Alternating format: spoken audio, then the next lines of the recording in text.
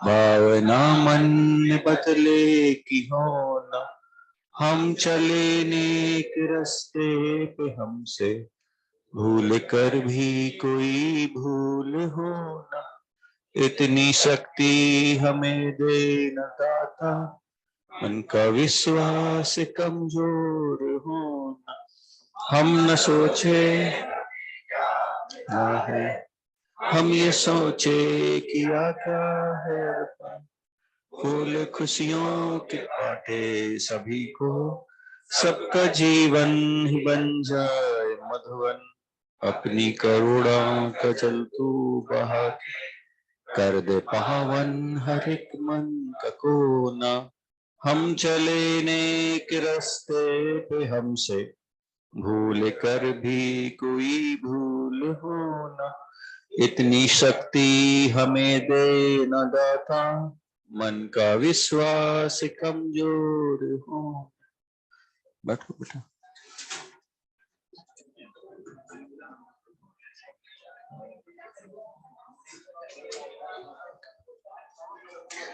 Okay, तो क्या था होमवर्क में? S1 JM 2 और O1 3 एक्सरसाइज। ओके, बचा हुआ S1 O1 और J मेंस है ना। तो देख लेते हैं जो भी डाउट हो आपको। S1 एक्सरसाइज में कुछ शायद 10-12 क्वेश्चन होंगे, नॉट श्योर, है ना। और ऐसे ही O1 और J मेंस में भी।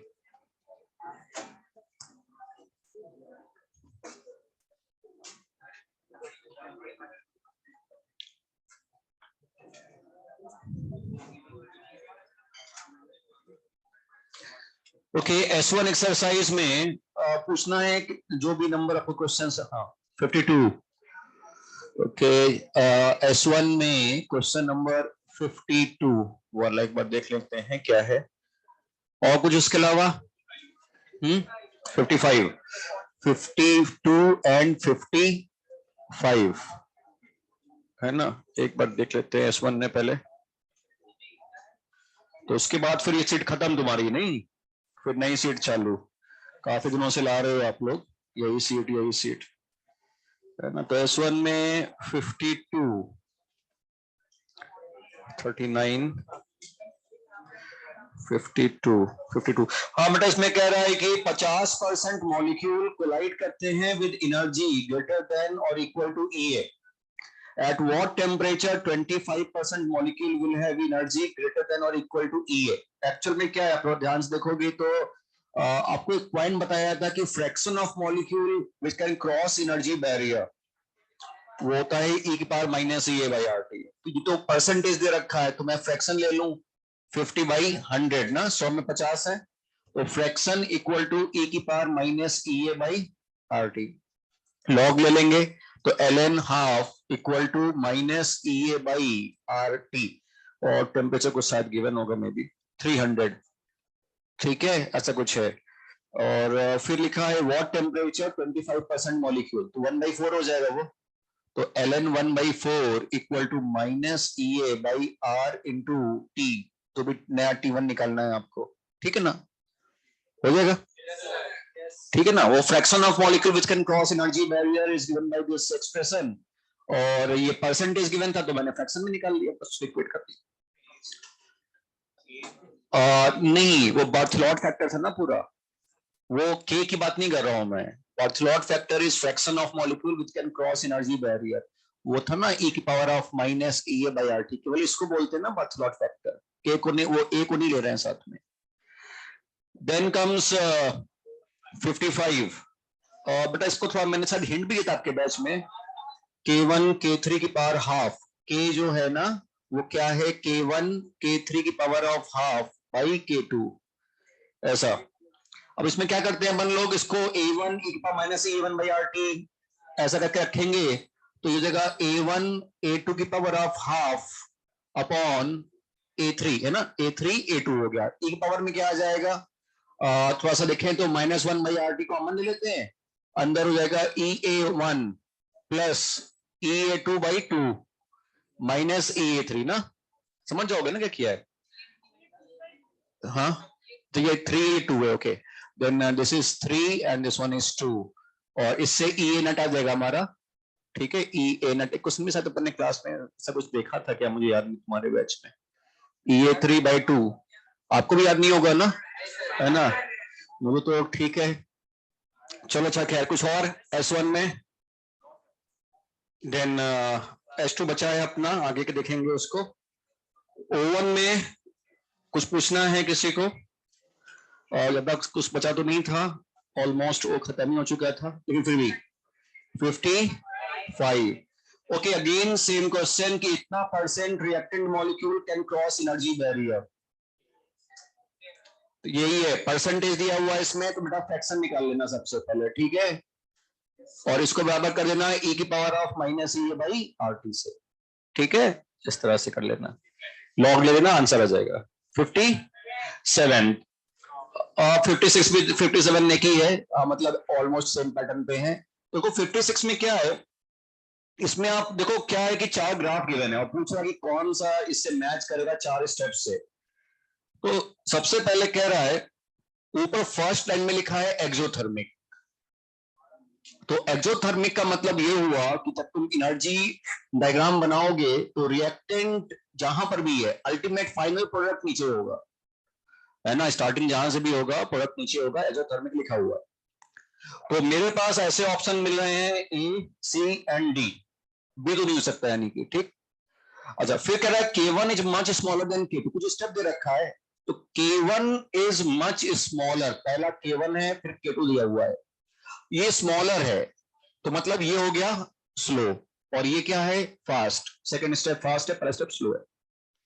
तो अगर पहला स्टेप तुम्हारा स्लो है तो उसकी एनर्जी ऑफ एक्टिवेशन क्या होगी, कम, और सेकंड स्टेप की एनर्जी ऑफ एक्टिवेशन ज्यादा, या इनफैक्ट देखोगे आप ऊपर से मैंने लिख दिया, पहला स्टेप फास्ट है, दूसरा स्लो है, और तीसरा फास्ट है ना, ऐसा है ना। इसके पहले एक और स्टेप है फास्ट, पहला फास्ट है, दूसरा स्लो है, और तीसरा फास्ट होगा, यानी दूसरे स्टेप की एनर्जी ऑफ एक्टिवेशन सबसे ज्यादा होनी चाहिए, तो किसमें मैच करेगा, ए, सेकेंड स्टेप की इसका ए मैक्सिमम होना चाहिए ना, तभी तो ये सब पॉसिबल है, एनर्जी ऑफ एक्टिवेशन ज्यादा तो स्पीड स्लो। देन 57 में भी बेटा कुछ ऐसा ही कहानी है, इसमें डिफरेंट स्टेप्स लिखे हुए हैं, अब डेल्टा ई और ई ए आपको चॉइस करना है। अब आप थोड़ा सा इसमें देखोगे, पहला पॉइंट अगर देखोगे ऐसा बनाया हुआ है कुछ, उसने ऐसा बनाया हुआ है पहला स्टेप है ना, और ये बोल रहा है कि दिस इज फर्स्ट एनर्जी, इसको उसने बोल दिया दिस इज फर्स्ट एनर्जी। अब ये पहली एनर्जी किसकी है, ई ए है कि डेल्टा ई है, ई ए, तो पहली वाली एनर्जी ई ए हो गई, सेकेंड एनर्जी उसने यहां से यहां तक बोल दिया, तो ये क्या हो जाएगा, डेल्टा ई, ये सेकंड स्टेप हो गया नहीं। तो आप इसमें देख लो चॉइसेस में, पहला वाला ए होगा, तो ऑप्शन बी हो सकता है, सी हो सकता है, डी हो सकता है, सेकंड वाला डेल्टा ई होगा, तो ऐसे कर करके देखो कि हो जाएगा, ठीक है।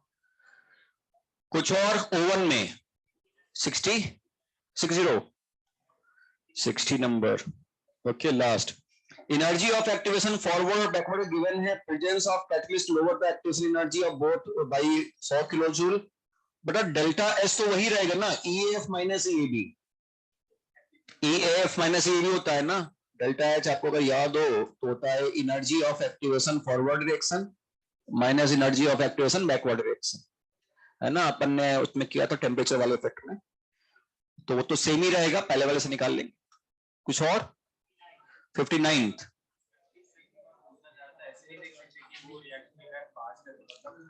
56 वाले में, हाँ नहीं, ये तो आप फास्ट से काइनेटिक्स का मतलब फास्ट से स्टेबिलिटी का नहीं है, काइनेटिक होता है थर्मोडायनेमिक इफेक्ट होता है, नहीं, काइनेटिकली कंट्रोल्ड और थर्मोडायनेमिकली कंट्रोल्ड होती है रिएक्शन, तो जरूरी नहीं कि फास्ट रिएक्शन जो हो रही है उसका जो प्रोडक्ट है वो थर्मोडायनेमिकली स्टेबल हो, ऐसा कोई जरूरी नहीं होता वहां पे।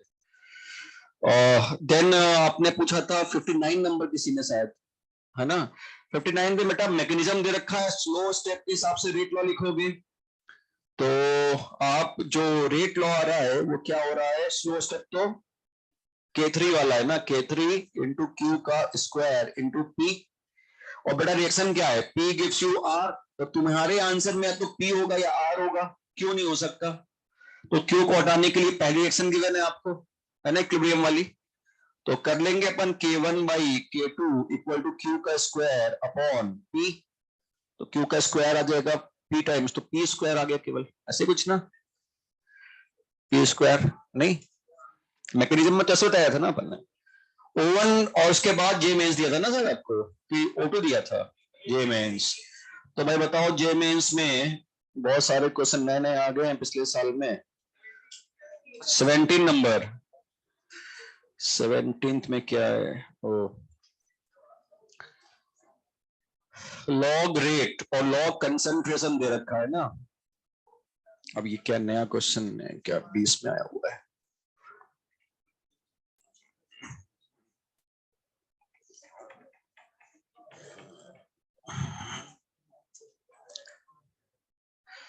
देखो बेटा 17 में ऐसा कह रहा है कि ए से बन रहा है P1, बी से P2, सी से P3, P4। The order of एपोड reaction are ABCD, order given है द फॉलोइंग ग्राफ।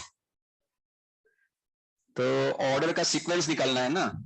तो बेटा इसमें क्या करोगे, R equal to K into concentration की पावर ऑफ A या B, ऐसा कुछ आएगा, ठीक है, लॉग लेना। तो log R equal to log K plus A log concentration. अब इसको ले रहे हैं एक्स एक्सिस पे, इसको ले रहे हैं वाई एक्सिस पे। तो स्लोप कितने का हो गया, A का, ठीक है। अब स्लोप A का है पहले वाले का ना। तो आप देखो किसका सबसे ज्यादा स्लोप, किसका ज्यादा तेज है, किसका स्लोप है सबसे ज्यादा, डेली का ना।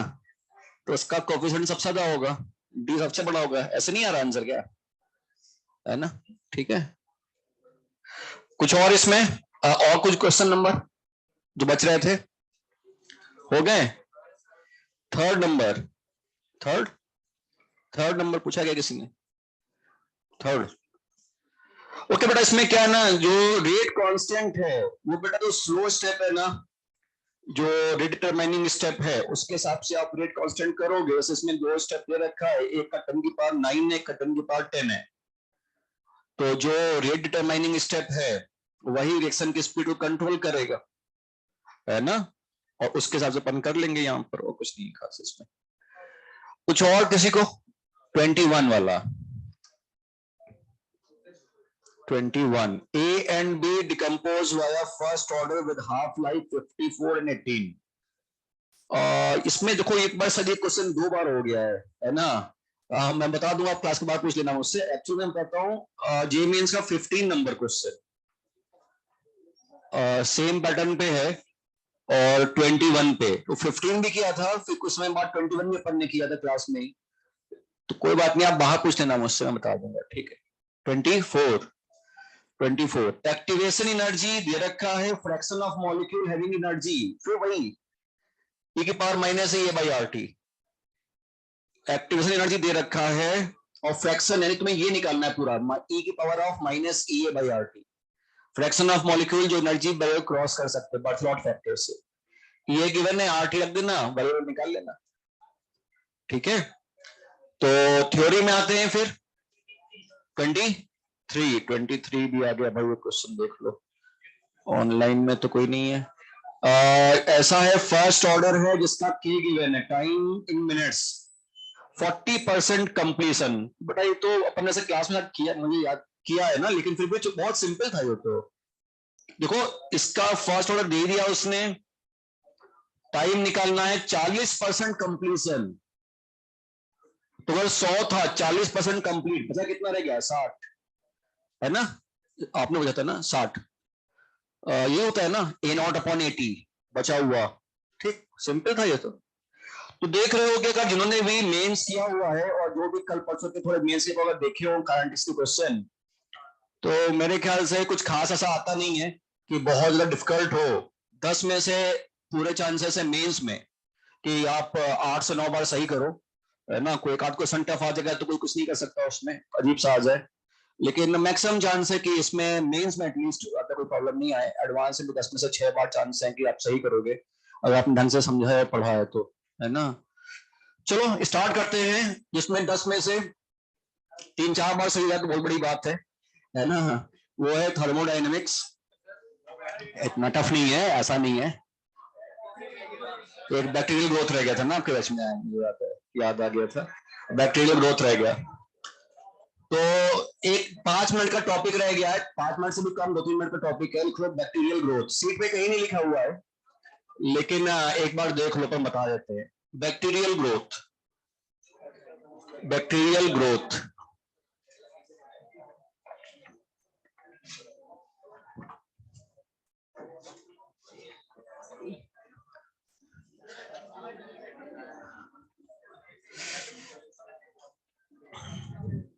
इसमें बेटा आप लिखो, देखो बैक्टीरिया की जो ग्रोथ होती है ना, वो फर्स्ट ऑर्डर काइनेटिक्स के हिसाब से बढ़ती है। बैक्टीरिया जो है ना, वो मतलब आपका एक्सपोनेंशियली ग्रो करता है, तो वो फर्स्ट ऑर्डर काइनेटिक्स को फॉलो करते हुए ग्रो करता है।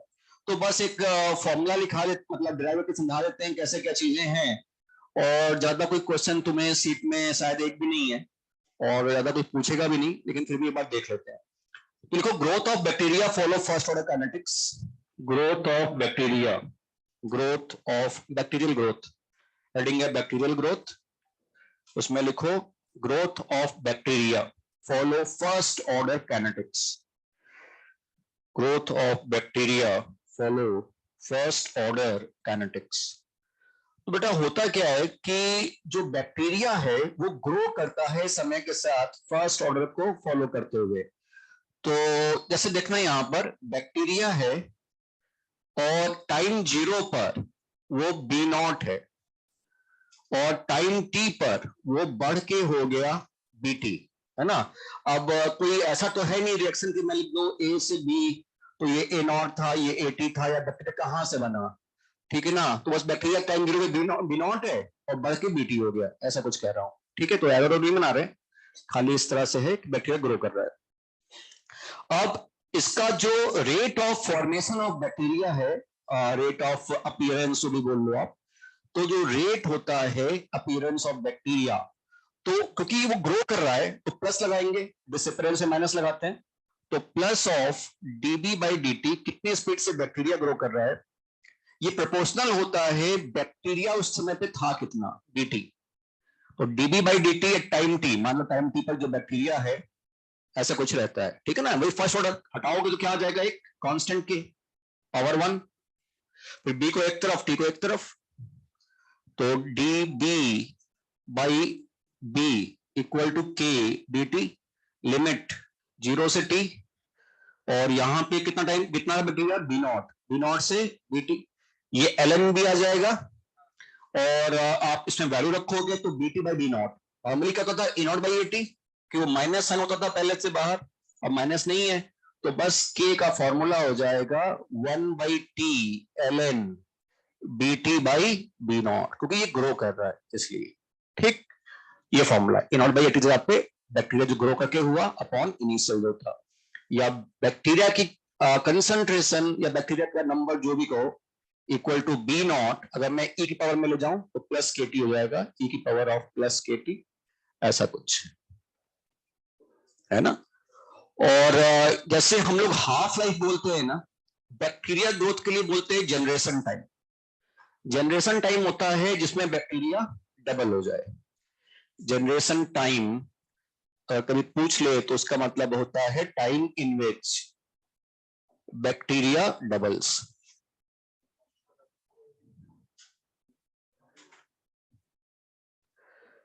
तो बैक्टीरिया जिसमें डबल हो जाए, तो जनरेशन टाइम पे at T equal to T generation time, जो बैक्टीरिया होता है वो इनिशियल का डबल हो जाता है इंटू 2, ठीक है। तो बस उसको डबल रख देंगे और हमारे पास जनरेशन टाइम आ जाएगा। तो T generation time equal to ln2 by K, कोई हाफ लाइफ का फॉर्मूला है, बस इसको जनरेशन टाइम बोल देते हैं, है ना।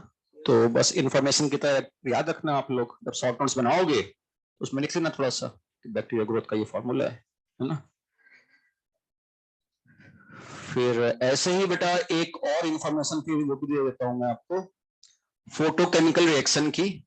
एक बार आईआईटी में सदियों पहले, है ना, हाँ तो वैसे ही मान लो बहुत सालों पहले क्वेश्चन आया था, कम से कम दो कितना बोलते, 10 ईयर्स को क्या बोलते हैं, 2 डेकेड,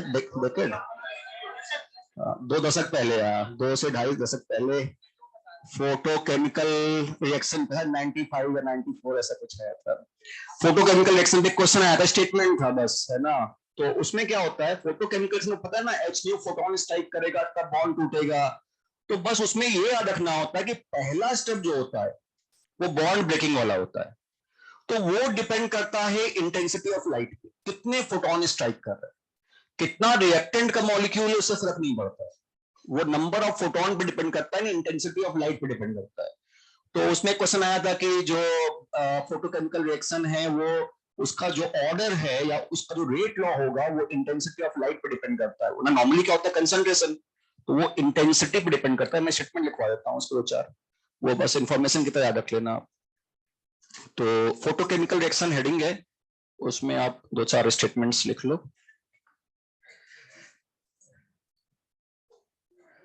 केमिकल काइनेटिक्स में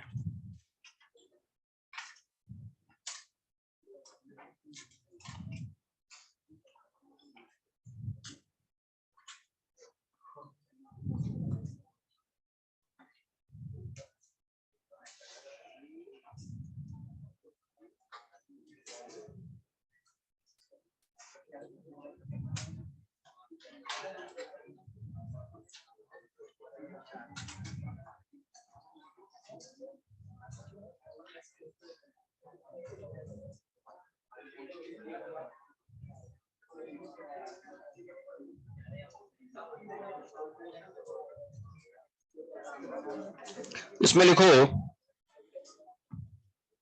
photochemical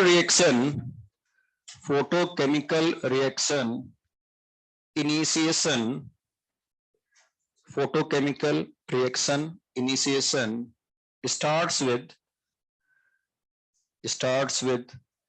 striking of photon, starts with striking of photon, starts with striking of photon on the reactant molecules, on the reactant molecule to break its bond, to break its bond. Hence, to break its bond, hence its rate depends on intensity of light used. Intensity का मतलब number of photon striking per unit area per unit time, depends on intensity of light used. Intensity of light used. Next time लिखना, generally photochemical reactions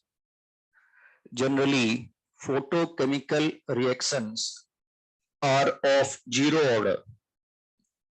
Generally photochemical reactions are of zero order,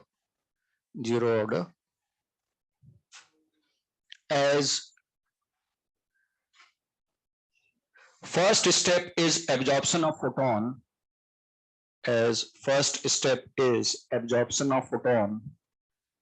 by some reactant molecule, as first step is absorption of photon by some reactant molecule. अगला point, absorption of photon by reactant molecule. अगला point, overall order of reaction depends on mechanism. Overall order of reaction depends on mechanism. Overall order of reaction depends on mechanism. और last point, rate of reaction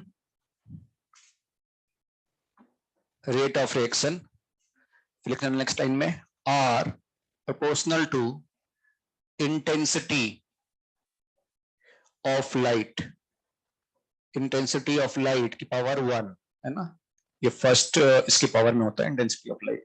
मतलब photon के number पे depend कर रहा है, reactant molecules पे depend नहीं कर रहा है। बस ऐसे ही क्वेश्चन आया था कि कोई स्टेटमेंट था जिसमें बस ये इन्फॉर्मेशन शेयर करा था उसने, और कुछ नहीं। तो स्टार्ट करते हैं बच्चों, हेडिंग डालते हैं अपना फ्रेश चैप्टर थर्मोडायनेमिक्स 1। थर्मोडायनेमिक्स 1, तो ये पिछले चैप्टर से ज्यादा यूज है नहीं, ठीक है। एक बिल्कुल नया स्टार्टिंग कर सकते हो आप लोग, है ना। जिनको अगर नहीं आया है तो ऐसा मत सोचना कि पीछे काइनेटिक्स नहीं आया या सॉलिड स्टेट नहीं आया, लिक्विड नहीं आया, तो ये नहीं होगा। ये ना हो उसके अलग रीजन है ना। तुम्हारा पुराना पीछे वाला कोई रीजन नहीं है। देखो सबसे दो टफेस्ट चैप्टर जो हैं वो थर्मोडायनेमिक्स है और आयनिक है, दोनों लगातार एक के बाद एक है, और दोनों बहुत बड़े बड़े चैप्टर्स हैं।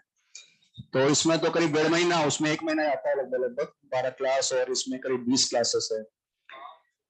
तो बहुत डिटेल में पढ़ेंगे अपन लोग, और ये ध्यान रखना कि जितना ज्यादा बस आप याद रख के आओगे फर्दर क्लास में, उतना ज्यादा बेनिफिट करेगा। एक चीज और मैं बता दूं कि जनरली एट द एंड हम टफ बोल देते हो, एक्चुअली में टफ है अपने आप करने में। अगर आप साथ साथ करोगे तो ये हो जाता है। और इसमें मेन दिक्कत बस ये आएगी कि आप अगर रिवीजन किए बगैर टेस्ट में गए तो फिर सब चीजें पूरा मिसमैच हो जाएंगी। आप अगर जब क्लास में पढ़ेंगे तो आपको कोई ऐसा पेन नहीं लगेगा कि यार नहीं हो रहा है क्वेश्चन में, तो हो जरा सीट भी हो जा रही है, ऐसा लगेगा आपको। लेकिन जब आपके सामने 3 महीने बाद एक नया क्वेश्चन आएगा तो थोड़ा सा उस वक्त, क्योंकि आपका प्रेशर होता है, पेपर का टाइमिंग का लिमिटेशन है, तो उस वक्त क्योंकि लैंग्वेज बड़ी होती है क्वेश्चन में, और समझ के तुरंत अटेम्प्ट करना थोड़ा सा वो मुश्किल हो जाता है। तो इसलिए थोड़ा सा ये अपन टफर साइड पे मानते हैं। तो इस तरह से मतलब इसका लॉजिक है, मैं बताना चाह रहा हूँ आपको। तो थोड़ा सा आप सभी लोग कॉशियसली करना, और थोड़ा साथ साथ करना, रिवीजन करके आते रहना, ये रिक्वायरमेंट है। हम लोगों ने इसको इजी करने के लिए 3 पार्ट में डिवाइड कर दिया। तो एनसीईआरटी देखोगे तो केवल एक थर्मोडायनेमिक्स चैप्टर ही लिखा हुआ है उसमें 11th में। हम लोगों ने इसको 3 पार्ट में डिवाइड किया, थर्मो 1, थर्मो 2 और थर्मोकेमिस्ट्री, जस्ट फॉर सिंप्लीफिकेशन और थोड़ा सा एक इजी गोइंग के लिए। तो पहले थर्मोडायनेमिक्स 1 7 क्लासेस, फिर 6 क्लासेस, और फिर 7 क्लासेस, ऐसा कुछ है। तो पहले ये पढ़ेंगे, फिर थर्मोकेमिस्ट्री, देन थर्मोडायनेमिक्स 2। तो थर्मोडायनेमिक्स 1 से स्टार्ट करते हैं। और बेटा ये लगभग लिंक है ना। आप थोड़ा सा अगर याद रखोगे तो थर्मो 2 में काम आएगा, इसका सारी क्लासेस का काम आता है। तो आज की क्लास तो बिल्कुल बेसिक है, और स्टार्ट कर रहे हैं थर्मोडायनेमिक्स 1 से। देखो ये फिजिकल केमिस्ट्री की वो ब्रांच है जो कि डील करती है एनर्जी एक्सचेंजेस में। काइनेटिक्स में क्या होता है, रेट के बारे में होता है डिस्कशन ऑफ रिएक्शन। यहाँ पे एनर्जी एक्सचेंजेस होते हैं between system and surrounding during any process. कोई प्रोसेस हो रहा है, उसमें सिस्टम और सराउंडिंग के बीच में एनर्जी एक्सचेंजेस कैसे होंगे। थर्मोडायनेमिक्स 1 आप लोगों ने फिजिक्स में भी पढ़ा हुआ है 11th में, थोड़ा बहुत आइसोथर्मल आइसोबारिक आइडिया होगा, तो उसको यूज करना है। हालांकि अपन पूरा पढ़ा रहे हैं, वैसे डेप्थ में ज्यादा ही पढ़ा रहे हैं उनसे ज्यादा, लेकिन मतलब वो वहां का कॉन्सेप्ट वही कुछ है, ऑलमोस्ट वैसे कुछ कॉन्सेप्ट है। तो जो मैं बता रहा था आपको कि branch of physical chemistry which deals with energy exchanges between system and surrounding during any process. अच्छा, सिस्टम क्या होता है, यूनिवर्स का वो पार्ट जिसको मैं ऑब्जर्व करूंगा, जिसको मैं स्टडी करूंगा, वो होगा सिस्टम। उस सिस्टम को छोड़ के बाकी सब क्या हो गया, सराउंडिंग। और सिस्टम और सराउंडिंग मिला के यूनिवर्स। सपोज करो मैंने एक हॉट वाटर का मतलब ग्लास लेके आया बाहर से at a temperature of 80 degree centigrade, 80 degree centigrade पे वो हॉट वाटर रखा हुआ है। अब मैंने रख के छोड़ दिया, धीरे धीरे क्या होगा, उसका टेम्परेचर घटेगा और रूम टेम्परेचर को एक्वायर कर लेगा, मान लो 35 डिग्री सेंटीग्रेड। तो मैंने क्या ऑब्जर्व किया कि भाई इसका टेम्परेचर 80 से 35 डिग्री सेंटीग्रेड हो गया। तो यानी कि मेरा सिस्टम क्या होगा, इसको मैं ऑब्जर्व कर रहा हूं। तो ग्लास ऑफ वाटर वो मेरा सिस्टम हो गया। और उस ग्लास ऑफ वाटर के अलावा पूरा सब कुछ, दुनिया जो है, वो पूरा यूनिवर्स जो है, वो हमारा हो गया सराउंडिंग, है ना। तो सिस्टम, सराउंडिंग, यूनिवर्स, अभी मैं से लिखवा दूंगा आपको। सिस्टम हो गया, सराउंडिंग हो गया, यूनिवर्स हो गया। सिस्टम और सराउंडिंग को सेपरेट करने वाला जोन, सिस्टम और सराउंडिंग को सेपरेट करने वाला जोन। सपोज करो मैंने कहा था, जब एग्जांपल लिया था कि एक ग्लास ऑफ वाटर है एट 80 डिग्री सेंटीग्रेड और बाहर का टेम्परेचर है 35 डिग्री सेंटीग्रेड। मैं इसको ऑब्जर्व कर रहा हूं, तो ये मेरा सिस्टम हुआ। इसको तो ये बाहर सब कुछ क्या हो गया, सराउंडिंग। तो जो मैं कहना चाह रहा था आपसे कि जो सिस्टम और सराउंडिंग को सेपरेट करने वाला जो जोन होता है उसे बोलेंगे बाउंड्री, वो होगा बाउंड्री। ये चार तरह की होती है। एक होती है इमेजिनरी और real, real and imaginary boundary. ऐसे मुझे यहां पर ये इसके अंदर इस बाउंड्री के इसके जस्ट अंदर टेम्परेचर कितना है 80, इसके जस्ट बाहर कितना है 35। तो ये एक बाउंड्री हो गई जो कि सिस्टम को और सराउंडिंग को सेपरेट कर रहा है, और ये रियल है, मुझे दिख रहा है, ये रियल बाउंड्री, ये बाउंड्री हमारी रियल हो गई। अच्छा, ये इसका बिल्कुल टॉप सरफेस देखें, इसके जस्ट नीचे टेम्परेचर क्या है, या यहीं पर टेम्परेचर कितना है 80, और इसके जस्ट ऊपर क्या है 35। तो ये भी एक बाउंड्री है लेकिन ये इमेजिनरी है ना, तो ये जस्ट इमेजिनरी बाउंड्री कहलाती है। तो बाउंड्री तीन सॉरी चार तरह की होती है। पहली होती है रियल एंड इमेजिनरी, दूसरी होती है फिक्स्ड एंड मूवेबल। जैसे कि मान लो एक कंटेनर है, कंटेनर में आपने पिस्टन लगा हुआ है, तो ये हो गई मूवेबल बाउंड्री, और ये जो बाउंड्री है ये फिक्स्ड है, अंदर बाहर नहीं हो सकती। तीसरी जो बाउंड्री होती है वो होती है permeable and non permeable, semi नहीं, नॉन परमिएबल। नॉन परमिएबल में नॉन परमिएबल का मतलब जो मास का ट्रांसफर अंदर बाहर अलाउ ना करे, और परमिएबल जो मास का ट्रांसफर अलाउ करे। ठीक है, ये थर्ड हो गई। चौथी होती है एडियाबेटिक एंड डायाथर्मिक। तो एडियाबेटिक में क्या होता है, नो हीट ट्रांसफर, है ना, जो बाउंड्री है उसके अंदर और बाहर से हीट ट्रांसफर ना हो सिस्टम सराउंडिंग के बीच, और इसमें हीट ट्रांसफर अलाउड होता है। तो बहुत कॉमन नेम है, इसलिए मैं बता दे रहा हूं ताकि कभी कभार क्वेश्चन में छोटा सा वर्ड कभी लिखा होगा डायाथर्मिक बाउंड्री या सिस्टम की, हल्का सा आइडिया रहेगा, और कुछ नहीं, हीट ट्रांसफर अलाउड। तो अभी इतना ही लिखते हैं जहां तक अपन ने लिखा हुआ है। तो लिखो इसमें थर्मोडायनामिक सेटिंग डाली दिया है 1, इसमें लिखो branch of physical chemistry which deals with, इसमें लिखो branch of physical chemistry which deals with, branch of physical chemistry which deals with energy exchanges, which deals with energy exchanges between system and surrounding, energy exchanges between system and surrounding, branch of physical chemistry which deals with energy exchanges between system and surrounding। ठीक है, तो ये बेटा हमारा हुआ heading. इसमें आगे लिखो इंपॉर्टेंट टर्म्स, ऐसे लिख लो इंपॉर्टेंट टर्म्स जो इसमें इन्वॉल्व होंगे चैप्टर में, इंपॉर्टेंट टर्म्स। पहला लिखो सिस्टम, इंपॉर्टेंट टर्म्स में पहला हेडिंग लिख लेना सिस्टम। सिस्टम, उसमें एक लाइन लिख लो एरो बना के, बस सिस्टम लिखो, उसके आगे लिखो part of universe, part of universe, part of universe which is under our observation, part of universe which is under our observation। Universe का वो पार्ट जिसको मैं ऑब्जर्व करूंगा वो हमारा हो गया सिस्टम। फिर लिखो अगली हेडिंग सराउंडिंग, सराउंडिंग, सराउंडिंग, इसमें लिखो all the universe except system, all the universe except system, all the universe except system। अगली हेडिंग यूनिवर्स, यूनिवर्स, अगली हेडिंग यूनिवर्स, इसमें एक एरो बना के लिख लो सिस्टम प्लस सराउंडिंग, है ना, यूनिवर्स के आगे एरो बनाओ सिस्टम प्लस सराउंडिंग, यूनिवर्स में सिस्टम प्लस सराउंडिंग है। फिर अगली हेडिंग लिखना बाउंड्री, बाउंड्री, इसमें लिखो पार्टीशन और जोन, पार्टीशन और zone, partition or zone which separates system and surrounding, partition or zone which separates system and surrounding, वो जोन या पार्टीशन जो कि सिस्टम और सराउंडिंग को सेपरेट करता है, that is boundary. उसी में लिखना these are of four types, these are of four types, these are of four types. A part, real and imaginary.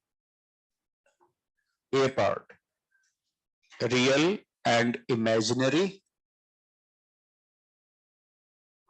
B part, fixed and movable, fixed and movable.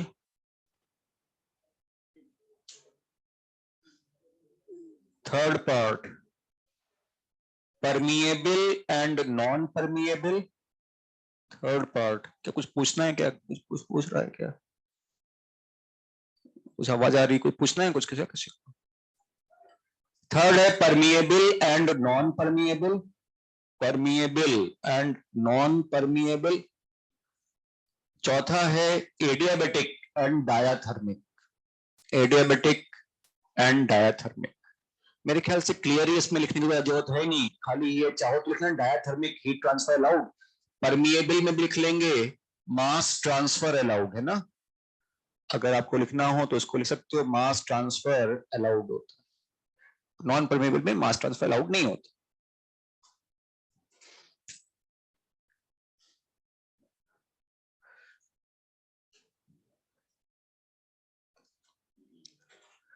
ठीक है, तो ये हमारा कुछ cases हुए यहाँ पर.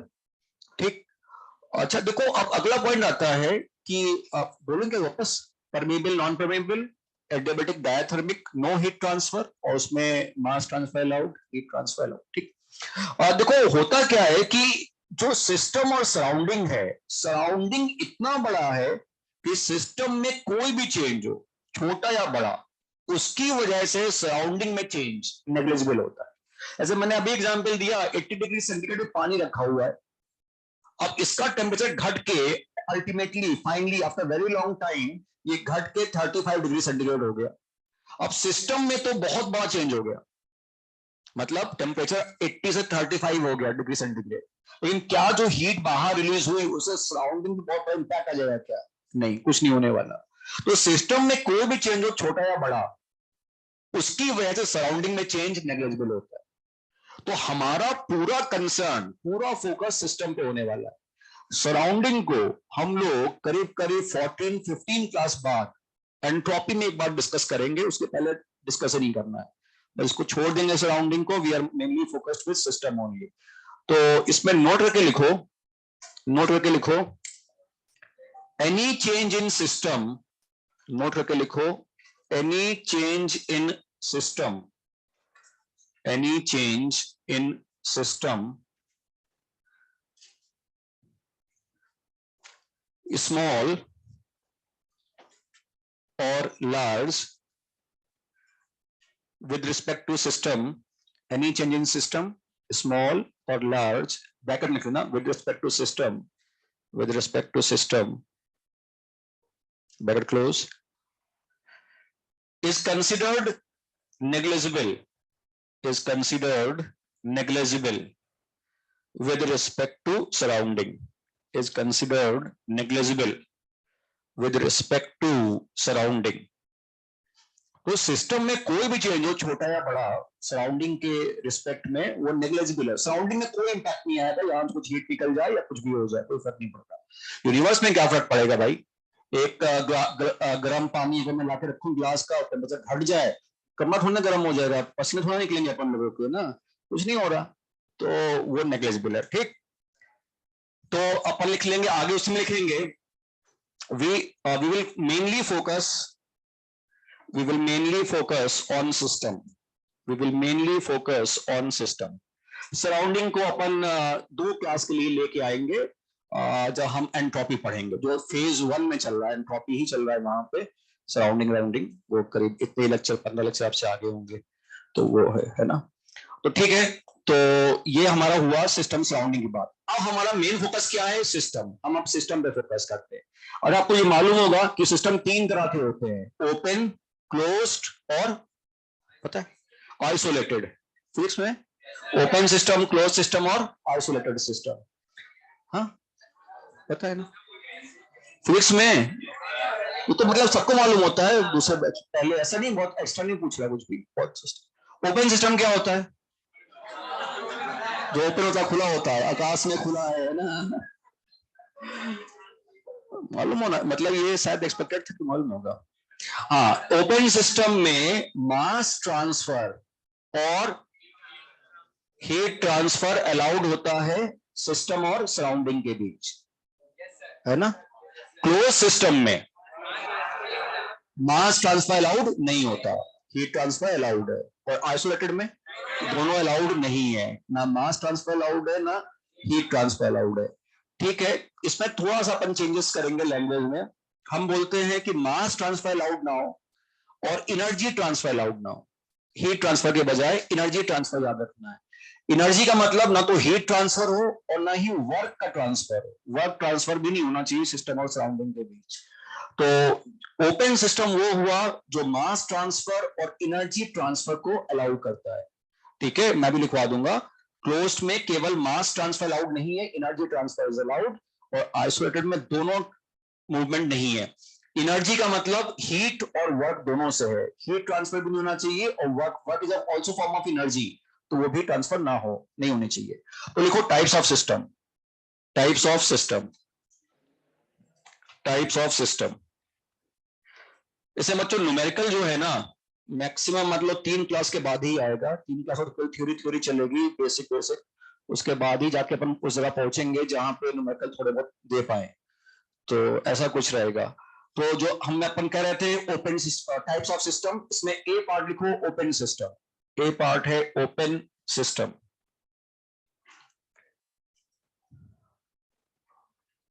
Mass transfer and energy transfer both are allowed.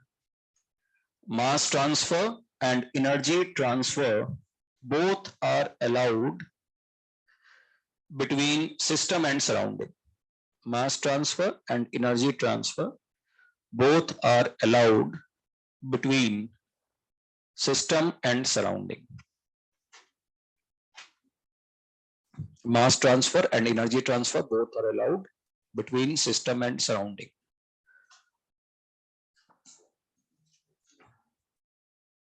फिर अगली हेडिंग लिखना closed system. Closed system, closed system. Mass transfer is not allowed. Closed system में लिखना mass transfer is not allowed. Mass transfer is not allowed but energy transfer is allowed. Mass transfer is not allowed but energy transfer is allowed. किसमें लिखा है अपन लोगों ने? Closed system, closed system में। फिर लिखेंगे आइसोलेटेड सिस्टम। आइसोलेटेड सिस्टम, इसमें लिख लेंगे नाइदर मास नॉर एनर्जी। आइसोलेटेड सिस्टम में neither mass nor energy transfer, neither mass nor energy transfer is allowed. ठीक है, तो ओपन जिसमें एनर्जी सिस्टम और सराउंडिंग में, मतलब यहां से इसको देखोगे तो क्या नजर आ रहा है? ये ओपन सिस्टम नहीं है ना। और अगर मेरे पास ऐसा दिख रहा है तो ये क्लोज सिस्टम हुआ। ठीक है ना, ऐसा ही आइसोलेटेड होगा। चलो मैं एक आध स्टेटमेंट दे रहा हूं, आप बताना कौन सा सिस्टम है ये। ठीक है, तो आप क्वेश्चन के फॉर्म में लिख लो, है ना। स्टेटमेंट होगा लेकिन आप क्वेश्चन के फॉर्म में लिखो। An adiabatic container, an adiabatic container fitted with adiabatic piston, an adiabatic container fitted with adiabatic piston is an example of dash space of the system, is an example of dash system. क्या होगा ये? Isolated. ठीक है, अपने पास क्या है? adiabatic container fitted with adiabatic piston is an example of isolated system. कौन system है ये? क्लोज्ड सिस्टम है, आइसोलेटेड नहीं है ये. देखो, तुम्हें जब भी क्वेश्चन आए ना तो तुम तीन चीजों को वहां पे लिख के देखना, मास, हीट और वर्क. मास ट्रांसफर अलाउड नहीं है, एडियाबैटिक है तो हीट ट्रांसफर अलाउड नहीं है, लेकिन वर्क ट्रांसफर तो अलाउड है ना. और वर्क ट्रांसफर हुआ तो फिर वो आपका एनर्जी ट्रांसफर तो हो गया, तो वो आइसोलेटेड नहीं कहलाएगा. तो एग्जाम्पल है क्लोज्ड का, लिख लो उसमें क्लोज्ड, और ये बना लो वहीं पर, वर्क ट्रांसफर है तो क्लोज्ड नहीं माना जाएगा, क्लोज्ड माना जाएगा, सॉरी, आइसोलेटेड नहीं माना जाएगा. तो मास, एनर्जी देखना, हीट मत देखना. मैं बाबा बोल रहा हूँ, आप लोग भी स्टेटमेंट में वही बोल रहे थे, हीट ट्रांसफर. एनर्जी देखना, एनर्जी का मतलब हीट और वर्क दोनों को देखना है आपको. ठीक है, ओके. अगला question, an adiabatic rigid container, an adiabatic rigid container is an example of, an adiabatic rigid container is an example of dash system. तो बेटा इसमें क्या चीज, तीनों देखेंगे, मास, हीट और वर्क. अब अगर एडियाबैटिक है, हीट ट्रांसफर नहीं है, तो मास ट्रांसफर का सवाल ही नहीं उठता है ना. और फिर क्योंकि रिजिड कंटेनर है, वॉल्यूम चेंज होगा ही नहीं, तो यानी वर्क ट्रांसफर भी नहीं, तो फिर इसको आइसोलेटेड में लिख देना, आइसोलेटेड लिख देना वहां पे आंसर, आइसोलेटेड सिस्टम. ठीक है, तो ये ध्यान देना कि तुम्हें जब भी क्वेश्चन आया तो ये तीन टर्म को ध्यान में रख के करना. ठीक, तो ये हमारा हो गया ओपन, क्लोज्ड और आइसोलेटेड. अच्छा, अब होगा क्या, देखो हमें अगेन यहां पर देखते हैं तीन चीजें आ गई, ओपन, क्लोज्ड, आइसोलेटेड. हमारे जो सिलेबस है उसमें ओपन सिस्टम हम लोग डिस्कस नहीं करेंगे, अंदर का कंटेंट नहीं बदलना चाहिए, अंदर का मटेरियल जो है वो नहीं बदलना चाहिए. तो ऐसा नहीं कि ओपन है कि मैंने 50 ग्राम पानी बाहर निकाल दिया और फिर मैं एनर्जी का एक्सचेंजेस की बात करूंगा, ऐसा नहीं करूंगा. तो हमारा इस चैप्टर में मेनली कंसर्न होगा क्लोज्ड सिस्टम का, क्योंकि अगर मैं आइसोलेटेड भी लूंगा तो उसमें भी कोई ट्रांसफर है ही नहीं, ना मास ट्रांसफर, ना हीट, ना वर्क, तो फिर क्वेश्चन भी ज्यादा बनते नहीं है. स्टेटमेंट बना लें जरूर अपन कि आइसोलेटेड में ऐसा ऐसा होगा, लेकिन न्यूमेरिकल नहीं बनेगा, न्यूमेरिकल मेनली रहेगा क्लोज्ड सिस्टम पे. तो इसमें अगेन एक लाइन लिखना उसके बाद, है ना, mainly concern with closed system, ऐसे लिख लो बस. क्लोज्ड सिस्टम पे ही हम मेन कंसर्न रखेंगे, जहां पे हीट और वर्क का ट्रांसफर होगा. और डेल्टा यू आपने पढ़ा होगा first law, delta U equal to Q plus W वगैरह वगैरह. फिजिक्स में कोई फॉर्मूले तो याद होंगे कुछ तो, है ना. तो अपन देखेंगे, ऐसे घबराओ नहीं, कैसा नहीं बोलूंगा कुछ छूट गया आप वहीं से कर लो, अपन करेंगे, लेकिन बस याद दिला रहा हूँ, वैसे कुछ अपन पढ़ने वाले हैं. तो mainly concern with closed system, जहां पे हीट और वर्क का ट्रांसफर हम सीखेंगे. ठीक, तो ये हमारे पास सराउंडिंग को किनारे कर दिया, इसमें से मेनली क्लोज सिस्टम उठाएंगे, आगे बढ़ेंगे. ठीक है, अब हेडिंग डालते हैं कि सिस्टम से जुड़ी हुई कुछ प्रॉपर्टीज, इंपॉर्टेंट प्रॉपर्टी जो तुम्हें याद रखनी है.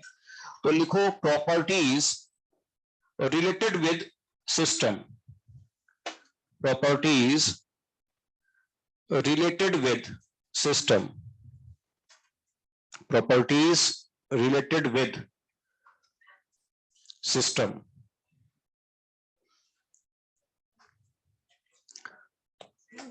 Properties related with system.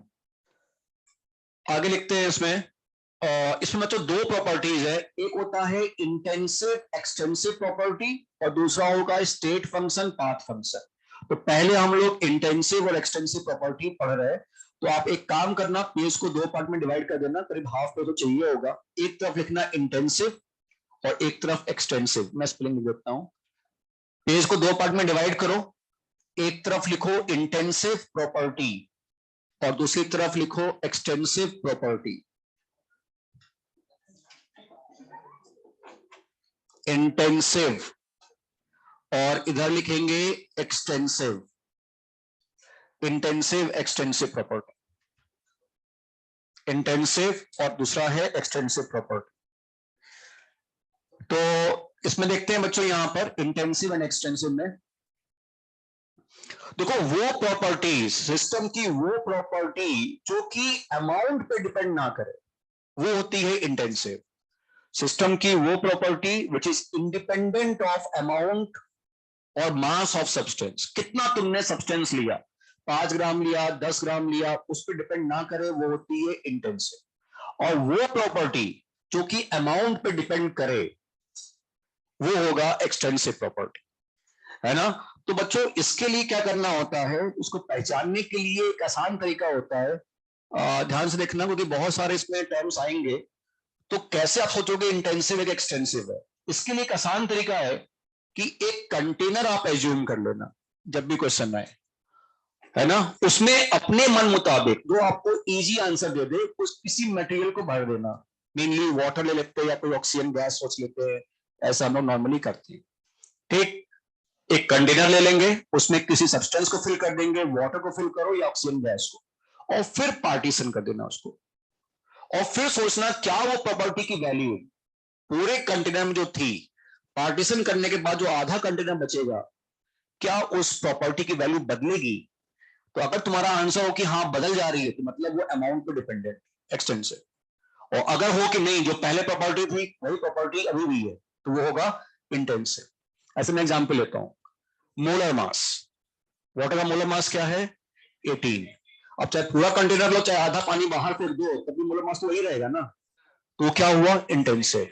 तो जो अमाउंट पे डिपेंड ना करे वो इंटेंसिव है। Boiling point of water intensive, है ना, 100 डिग्री सेंटीग्रेड, चाहे एक ग्लास पानी ले चाहे एक ड्रम पानी ले, कोई फर्क नहीं पड़ता। मेल्टिंग पॉइंट इंटेंसिव, ठीक है। पीएच, वाटर का पीएच 7, एक ग्लास या आधा ग्लास पानी। मोलैरिटी,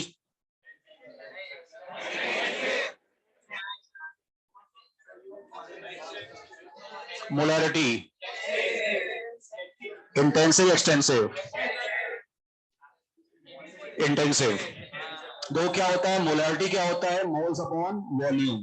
तुमने आधा कर दिया, पहले मान लो 10 मोल थे 10 लीटर में, अपने आधा किया, आधा पानी बाहर फेंका, यहाँ 5 मोल 5 लीटर, तो 10/10 या 5/5, नहीं, दोबारा समझ लो, जो भी अंदर सब्सटेंस है उसको चेंज मत करना, इसको काटते हुए, ये नहीं कि इसमें नमक मिला दिया और सोच लो कि कुछ और करना है, सिस्टम नहीं बदलना है, बस इसको पार्टीशन करके देख लेना है कि हमारा आंसर का चेंज हुआ कि नहीं हुआ। कंटेंट मत बदलना अंदर, वरना हमेशा तुम्हारा एक्सटेंसिव आंसर आएगा अगर कंटेंट बदल दिया अंदर। तो कंटेंट नहीं बदलेंगे, आप सिंपल समझो ना, मान लो कितने मोल थे, मोल पर लीटर है ना, 1 लीटर में कितने मोल।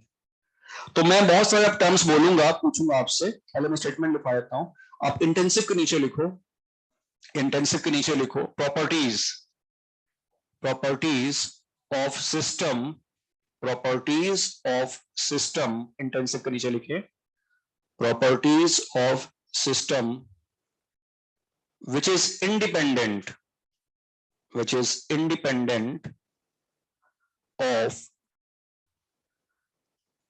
amount or mass of substance taken, which is independent of amount or mass of substance taken। ठीक है, जो अमाउंट पे या तुमने जो अमाउंट या मास ऑफ सब्सटेंस लिया उस पर कोई निर्भर ना करे, वो इंटेंसिव है। एक्सटेंसिव में लिखो properties of system which depends on, properties of system which depends on mass or amount of substance, which depends on mass or amount of substance taken, mass or amount of substance taken। देखो मैं मतलब confusion दूर करने के लिए हमें ये तो याद रह जाता है कि एक अमाउंट डिपेंडेंट एक अमाउंट इंडिपेंडेंट है, तो आप ऐसा देखना आई एन है ना, तो आई एन मतलब इंडिपेंडेंट, ठीक है, आई एन मतलब इंडिपेंडेंट, ठीक है, चलो सर, मतलब इतना सब पढ़ा वो सब बेकार है ना, खाली यही सही लगा। ओके चलो, तो ये इंडिपेंडेंट है ना, तो अमाउंट पे डिपेंड ना करे। अब मैं बहुत सारे पूछ रहा हूँ वन बाई वन, कुछ तो मैंने डिस्कस कर भी लिए, आप बताना किस साइड में रखना है आपको, ठीक है। तो सबसे पहले रख लेते हैं इसमें डेंसिटी, है ना। वाटर की डेंसिटी 1 ग्राम पर ml, चाहे 1 ग्लास पानी लें चाहे आधा पानी फेंक भी देंगे तब भी डेंसिटी वही रहेगी। तो डेंसिटी इसके अंदर आएगा, है ना। Molar mass intensive, vapour density intensive, vapour density molar mass by 2, तो वेपर डेंसिटी आप लिखते हैं ना, ठीक है, थोड़ा थोड़ा सा समझते हुए। Density, molar mass, vapour density, molarity intensive. Molarity, in fact जितने भी कंसंट्रेशन टर्म है ना वो सब इंटेंसिव होते हैं। मोलैरिटी, मोल फ्रैक्शन, है ना। क्योंकि आप ऐसा सोचो ना कि पानी में नमक मिला हुआ है, तो जो मोल फ्रैक्शन, क्योंकि होमोजीनियस सॉल्यूशन होता है ना, तो जब तुम इसको पार्टीशन करोगे जो कंटेंट आधा रह गया, नीचे डिनोमिनेटर आधा रहेगा तो न्यूमरेटर भी आधा रहता है, रेशियो होता है हमेशा वो। फिर पीएच इंटेंसिव, ठीक है। बॉइलिंग पॉइंट, है ना, आप कितना ही पानी लो बॉइलिंग पॉइंट वही रहेगा। मेल्टिंग पॉइंट वही रहेगा। कलर, कलर क्या होगा, इंटेंसिव। येलो कलर दिख रहा है आपको, आधा काट के फेंक दूंगा तो लाइट येलो थोड़ी ना होगा ये ना, तो कलर तो वही रहेगा, इंटेंसिव, ठीक है। फिर मास, मास तो अमाउंट पे डिपेंडेंट करेगा, आधा पोर्शन रहेगा, मास इधर आ जाएगा। वॉल्यूम, हाँ एक्सटेंसिव ना, वॉल्यूम तो एक्सटेंसिव है, अमाउंट पे डिपेंड करेगा ना। इसका वॉल्यूम में 5 लीटर अदा करूंगा तो 2.5 लीटर वगैरह, ठीक है ना। ओके, प्रेशर, ये सबसे कंफ्यूजन, सबसे ज्यादा कंफ्यूजन होता है इसमें। प्रेशर, प्रेशर, प्रेशर डिपेंड करता है कौन सा प्रेशर है। ऐसा होगा क्या, इंटेंसिव होना चाहिए। एक इसका कितना प्रेशर है इस रूम में, 1 atm, आधा अगर मैं पार्टीशन करके हटा दूं रूम तो हाफ atm थोड़ी ना हो जाएगा प्रेशर, नहीं, प्रेशर तो वही होगा ना। पार्शियल प्रेशर भी गैस का तब भी तो वही रहेगा ना। आप ऐसा समझना तो सारी गैस एक साइड पे है, पूरी गैस यूनिफॉर्मली डिस्ट्रीब्यूटेड है। जब तुम पार्टीशन करोगे आधा हटाओगे तो आपकी गैस, पी क्या होता है, NRT by V, N into R T by V, तो मोल आधे वॉल्यूम आधा, वही तो रहेगा। प्रेशर इधर ही आता है, इंटेंसिव में याद रखना, इसमें थोड़ा बच्चे कंफ्यूज होते रहते हैं प्रेशर में। टेम्परेचर इंटेंसिव, डाउट नहीं है ना, टेम्परेचर इधर ही आएगा इंटेंसिव में।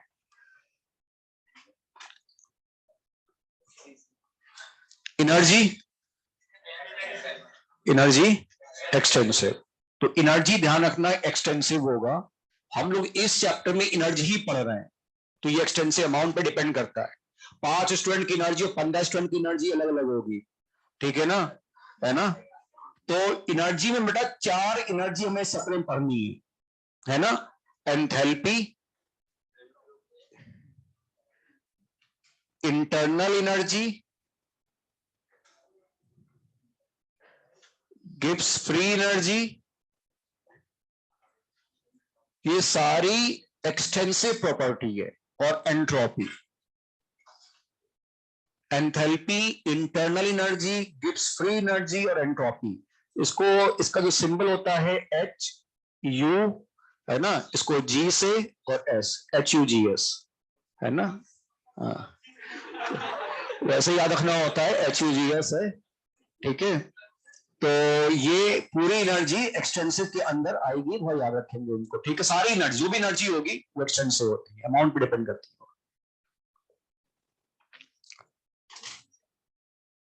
इसके अलावा कुछ टर्म और देख रहा हूँ, फिजिक्स के टर्म है कुछ, और उसको कुछ एक्सप्लेन करेंगे, कुछ आपको आपको ज्यादा पता होगा मुझसे। तो मास हो गया, वॉल्यूम हो गया, और मोल्स, मोल्स क्या लगते हैं, एक्सटेंसिव, है ना, मोल्स तो एक्सटेंसिव होंगे, ठीक है ना। अच्छा, अभी मैं इसको खत्म करने के बाद एग्जांपल्स आपको कुछ स्टेटमेंट्स लिखवाऊंगा, उसको मैं थोड़ा एक्सप्लेन कर देता हूं। यहाँ पर देखो, दो एक्सटेंसिव प्रॉपर्टी का रेशियो हमेशा इंटेंसिव होता है। दो एक्सटेंसिव प्रॉपर्टी का रेशियो हमेशा इंटेंसिव होता है। ऐसे मास अपॉन वॉल्यूम डेंसिटी उधर चला जाएगा, मोल्स अपॉन वॉल्यूम मोलैरिटी उधर चला जाएगा, ठीक है ना। जैसे कि एंथैल्पी पर मोल, मोलर एंथैल्पी बोलते हैं, एक मोल की एंथैल्पी, एंथैल्पी पर मोल, तो वो इंटेंसिव, एक मोल की एंथैल्पी, है ना। एक दो दो चीज लिखवाऊंगा, दो एक्सटेंसिव प्रॉपर्टी का रेशियो हमेशा इंटेंसिव, और दूसरा पॉइंट ये लिखवाते हैं कि एक्सटेंसिव प्रॉपर्टी कभी भी पर ग्राम, पर लीटर या पर मोल लिखी गई तो इंटेंसिव हो जाएगी। कभी भी एक्सटेंसिव प्रॉपर्टी पर ग्राम, पर लीटर या पर मोल लिख दिया तुमने तो इंटेंसिव। ऐसे मोलर एंट्रोपी, एक मोल की एंट्रोपी, तो वो इंटेंसिव हो जाएगी। तो यहां पर एंथैल्पी है, इधर आएगा मोलर एंथैल्पी, एक मोल की एंथैल्पी, मोलर एंट्रोपी, है ना। स्टेटमेंट में भी लिखवा दूंगा, पहले ये कंप्लीट कर दूं पूरा सब कुछ इधर का। इसके अलावा कुछ और टर्म अगर बच गए हों तो पर देख लेता हूं, जो इंपॉर्टेंट टर्म्स हैं आपको याद रखने के लिए। हम्म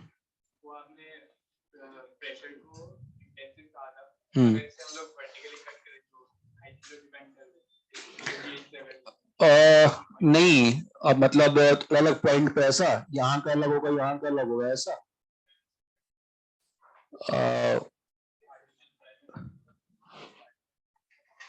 पार्टीशन अगर हॉरिजॉन्टल कट करो तो अलग अलग हो जाएगा। भाई देख लो, प्रेशर अलग होगा तो यहाँ का लिक्विड ऊपर, ऊपर का लिक्विड नीचे नहीं आ जाएगा, मतलब ऐसा कहाँ होता है। स्टेशनरी लिक्विड है मान लो, है ना। मुझे अदा नहीं पता, आपको अदा पता है फिर इसका, लेकिन मैं मतलब एक बात बता रहा हूँ कि अगर ये प्रेशर डिफरेंस हुआ, यहाँ पे कुछ प्रेशर अलग है, यहाँ का प्रेशर अलग है, एक बंद कंटेनर में तो सब प्रेशर नहीं सेम रहता होगा क्या। ऊपर हाइट पर डिपेंड करता है, तो मुझे भी पता है ना। OGH से ऐसे मतलब ये क्लोज कंटेनर है मान लो, ठीक है। तो अगर प्रेशर डिफरेंस हुआ तो ये भी सही है कि फ्लूइड मूव करेगा फिर ऊपर नीचे, नहीं करेगा।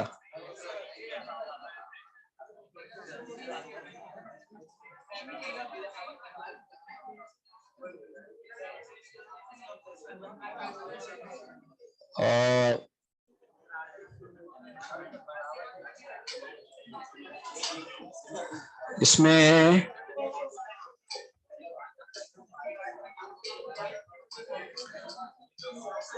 सोच के आ रहा तुम लोग क्या, हाँ आइसोलेटेड सिस्टम में, हाँ ग्रेविटी तो देखो वो तो ठीक है ना, वो तो नहीं, उससे नहीं, लेकिन एक बार इसको आप सोचना, मतलब अगर वर्टिकल हाइट है तो रो जीएस तो ठीक है, वो अलग अलग होगा, यहाँ का प्रेशर अलग, इसका अलग होगा, है ना। तो टॉप का प्रेशर का जीरो होगा, नीचे वाली लिक्विड नहीं लगाती प्रेशर ना, ऊपर वाले लेंगे पर, है ना।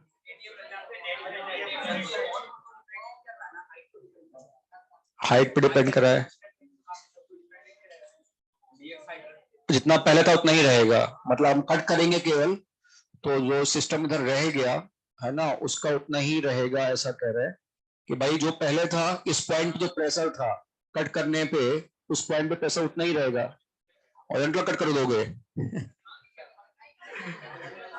तो हॉरिजॉन्टल कट करोगे तो अगर मान लो इतना रहा तब भी तो ये प्रेशर रहेगा, सही तो बोल रहे हैं। यहाँ का प्रेशर जो था वो तो उतना ही का रहेगा ना, तो उसको लिक्विड गायब कर दिया तुमने, ऐसा। हाँ नहीं, आइडियली ले रहे हैं, फ्लूइड तो आइडियली मानेंगे, लिक्विड तो। हाँ बोलो बोलो, कट करने के बाद, हाँ तो वही बोल रहा है ना कि प्रेशर फिर एक्सटेंसिव होना चाहिए, बोल रहा कट करने के इंटेंसिव होगा, क्यों। हम्म हम्म तो एक्सटेंसिव तो वही होता है ना जो अमाउंट पे डिपेंड करे, जो सिस्टम के अमाउंट पे डिपेंड करे। हम लोग बच्चे वही तो कह रहे हैं कि इंटेंसिव नहीं एक्सटेंसिव में रखो उसको, ये बोल रहे हैं ना। हम ये कह रहे हैं कि अमाउंट पे डिपेंड नहीं कर रहा है, और ये कह रहे हैं कि अगर मैंने कट करके इसको किनारे किया तो ये अमाउंट पे डिपेंड करने लगेगा, यहाँ का प्रेशर बदल जाएगा जितना पहले था उससे, दोनों का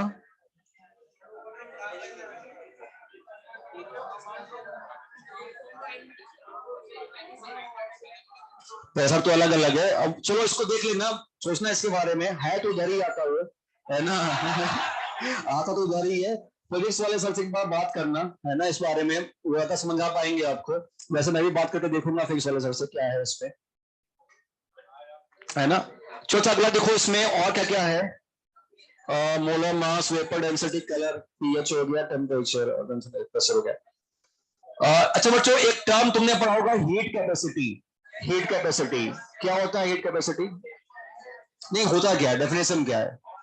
हीट कैपेसिटी ये अपन पढ़ाएंगे लिखवाएंगे भी आगे 2 क्लास बाद, लेकिन अभी बताओ हीट कैपेसिटी क्या है, कहां पे रखना चाहिए? हीट कैपेसिटी होता क्या है? एक गिवन सब्सटेंस का टेम्परेचर 1 डिग्री सेंटीग्रेड बढ़ाने के लिए हीट रिक्वायर्ड है। Amount of heat required to raise the temperature of given substance by 1 degree centigrade. अब मान लो ये एक आयरन का ब्लॉक है, इसका टेम्परेचर 1 डिग्री सेंटीग्रेड बढ़ाने के लिए कुछ एक्स हीट चाहिए। अब मैं इसको पार्टीशन करके आधा किनारे फेंक दूं तो ब्लॉक छोटा हो गया, तो क्या उसका भी टेम्परेचर 1 डिग्री सेंटीग्रेड बढ़ाने के लिए उतनी हीट चाहिए होगी क्या? नहीं, कम चाहिए होगी ना। अमाउंट पे डिपेंड कर रहा है, तो इस हीट कैपेसिटी इधर आएगा। लेकिन स्पेसिफिक हीट कैपेसिटी 1 ग्राम का, तो वो पर ग्राम तो इधर आ जाएगा, और मोलर हीट कैपेसिटी इधर आ जाएगा। तो इसमें लिख लेना पहले तो हीट कैपेसिटी,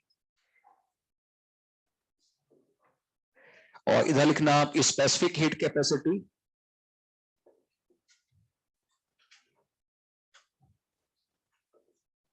और molar heat capacity.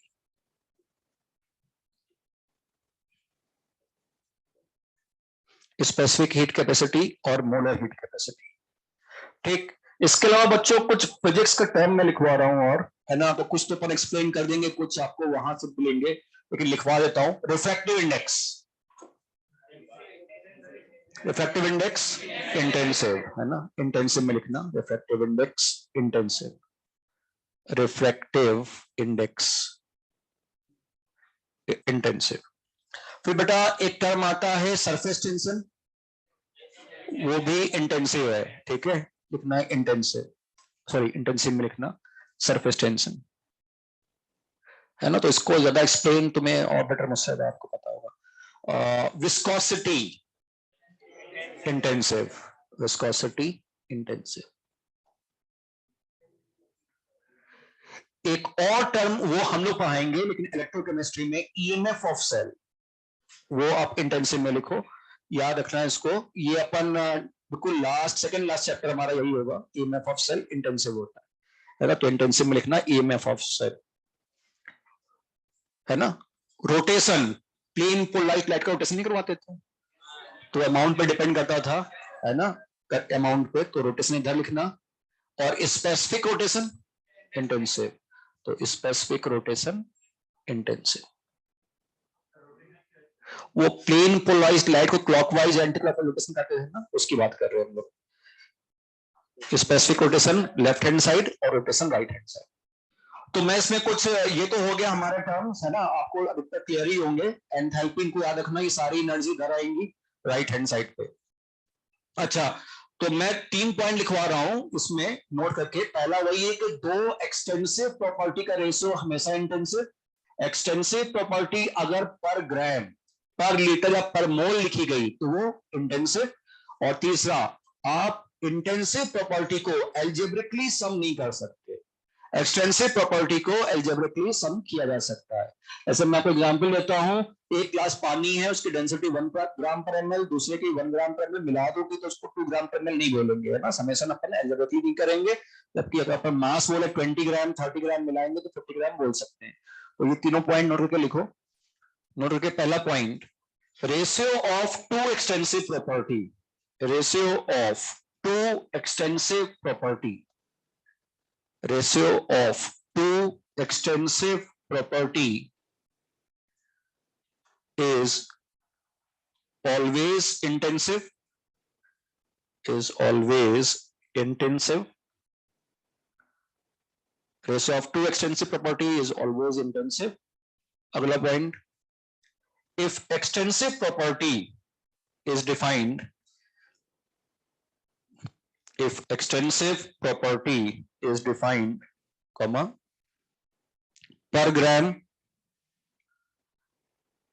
per liter or per mole, per gram, comma, per liter or per mole, it becomes intensive. Per gram, per liter or per mole, it becomes intensive. अगला point, extensive property can be added algebraically. Extensive property can be added algebraically, whereas intensive property cannot be. Extensive property can be added algebraically, whereas intensive property cannot be. ठीक है, तो ये कुछ common से points हैं, उसको अपने लिख। ठीक है, फिर अगला पॉइंट, एक पॉइंट और लिख लेना, generally characteristic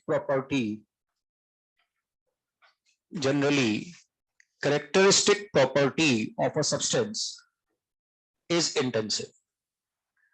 generally characteristic property of substance is intensive. सभी नहीं, लेकिन कुछ ऐसे कभी भी ऐसा है ना कि ये इस सब्सटेंस की प्रॉपर्टी है, ये तो वैल्यू उसकी होती है, तो वो इंटेंसिव होता है। ऐसे बॉइलिंग पॉइंट ऑफ वाटर, तो वो क्या है कि एक कैरेक्टरिस्टिक प्रॉपर्टी है उसकी कि 100 डिग्री सेंटीग्रेड ही होगा, वो इधर ही आएगा। डेंसिटी ऑफ वाटर, तो वो इधर ही आते हैं। जो characteristic refractive index of a glass slab, कि भाई इसका रिफ्रैक्टिव इंडेक्स इतना है ग्लास स्लैब का, तो वो जनरली इंटेंसिव के अंदर आते हैं। ठीक है, ऐसे कुछ फिक्स प्रॉपर्टी होती है। मोल्स को चेंज हो सकते हैं सब्सटेंस के, मोलिकुलर मास किसका ऑक्सीजन का 32 ही रहेगा हमेशा, तो वो जनरली इंटेंसिव आती है। ओके, तो ये हमारा पहला प्रॉपर्टी हुआ। अब हम लोग अगले प्रॉपर्टी की तरफ बढ़ते हैं, जो कि इससे ज्यादा इंपॉर्टेंट है। देखो, ये एक्सटेंसिव इंटेंसिव पढ़ा दिया, और मेरे ख्याल से पूरा सीट में मिला के 2-3 क्वेश्चन होंगे, और शायद पूरे थर्मो में अपन दोबारा से कुछ खास डिस्कशन नहीं करेंगे। लेकिन जो अगला हमारा टर्म है उसको लगातार अपन पढ़ने वाले हैं फर्दर आखिरी क्लास तक। वो है, आखिरी क्लास तक पढ़ेंगे उसको, वो है state function and path function. Heading डालना, state function and path function.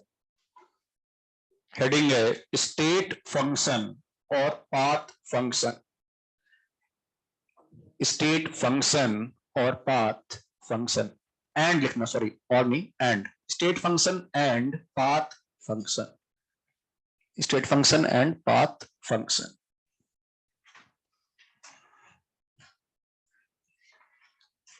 देखो, सिस्टम में वो फंक्शंस या वेरिएबल, सिस्टम के वो फंक्शन या वेरिएबल जिसकी वैल्यू केवल और केवल प्रेजेंट कंडीशन पे डिपेंड करे, इस वक्त की कंडीशन क्या है, वो होते हैं स्टेट फंक्शन।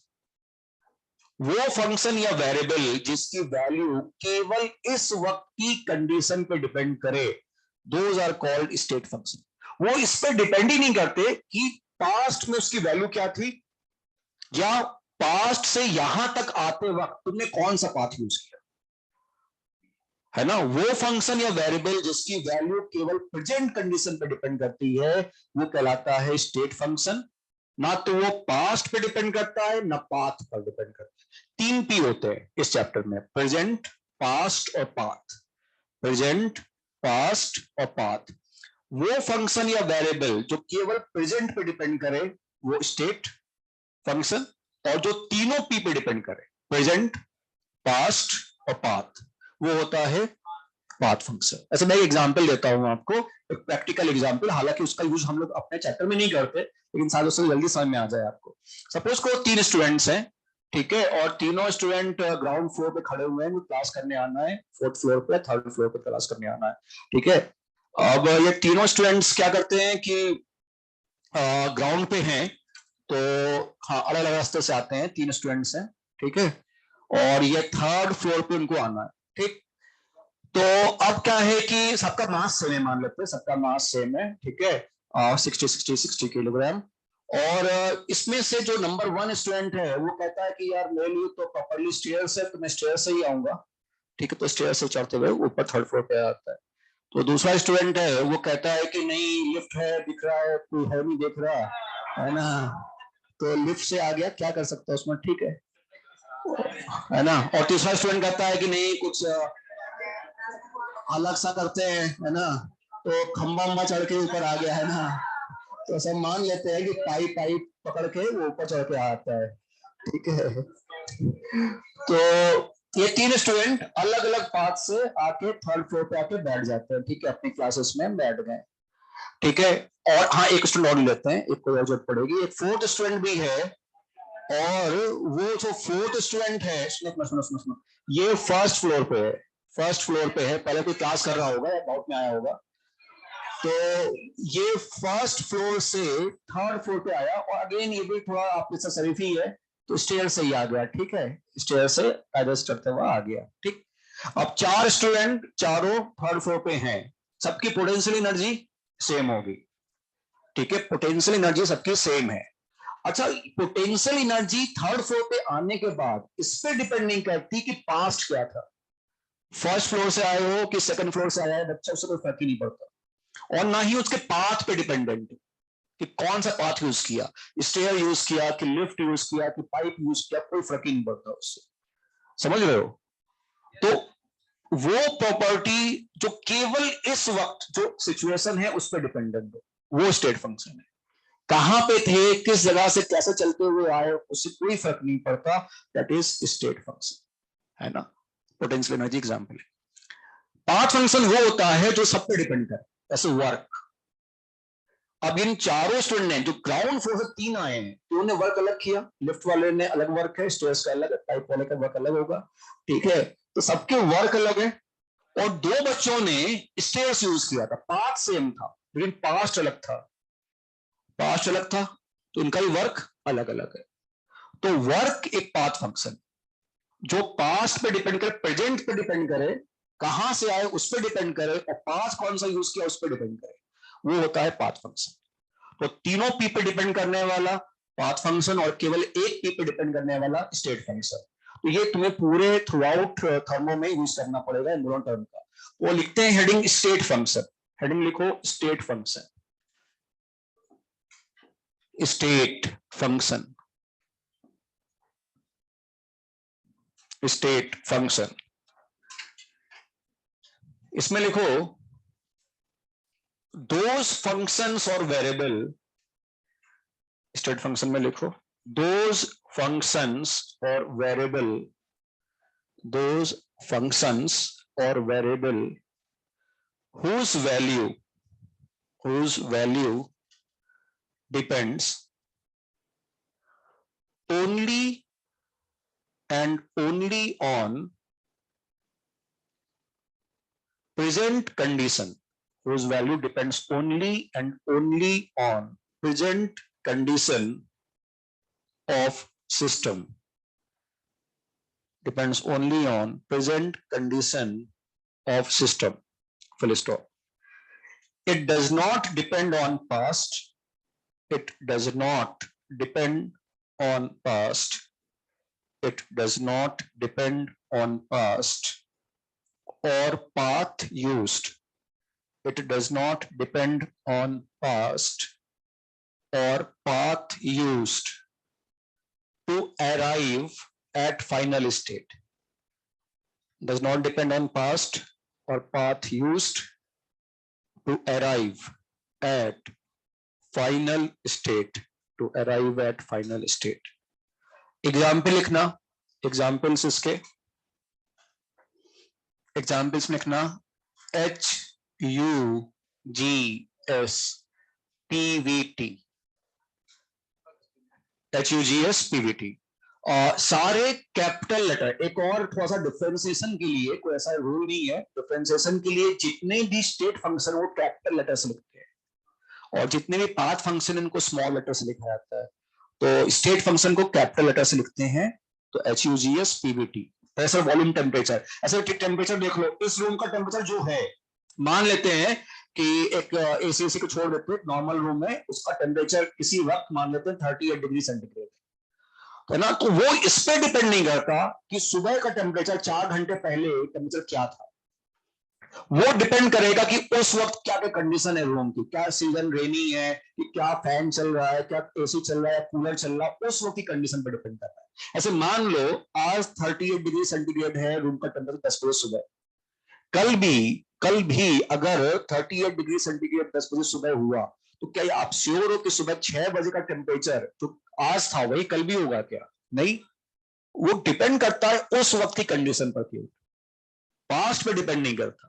तो ये सारे स्टेट फंक्शन है। तो अच्छा, इसमें एक कंफ्यूजन और होता है, ध्यान से देखना। जैसे मान लो क्वेश्चन आता है T, temperature is a state function, ठीक है, ट्रू फॉल्स में ऐसे क्वेश्चन मिलते हैं। डेल्टा टी है ना, ये पास्ट पे डिपेंड करने लगा, तो ये इसे बोलते हैं स्टेट फंक्शन नहीं है, is not a state function, ये स्टेट फंक्शन नहीं है। ये बच्चों याद रखना, चेंज इन स्टेट फंक्शन बोलना, पाथ फंक्शन भी मत बोलना, क्योंकि पाथ पे डिपेंड नहीं कर रहा। दोबारा बोल रहा हूं, डेल्टा टी प्रेजेंट पे डिपेंड कर रहा है और पास्ट पे डिपेंड करेगा, पाथ पे ये डिपेंड नहीं करता, तो ये पाथ फंक्शन भी नहीं कहलाएगा, ये चेंज इन स्टेट फंक्शन कहलाता है, change in state function. T state function है, delta T change in state function होगा, ठीक है।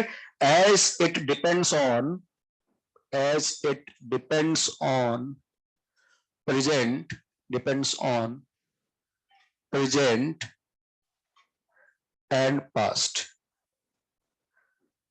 ठीक है। तो ये ट्रू फॉल्स में कभी आया तो याद रखना, जैसे delta H is a state function, किसी रेस में आता है delta H is a state function, और हाँ बच्चे को लगता है कि हाँ ये तो सही स्टेटमेंट लिखा हुआ है ना, लेकिन एच स्टेट फंक्शन है, वो चेंज इन स्टेट फंक्शन होता है।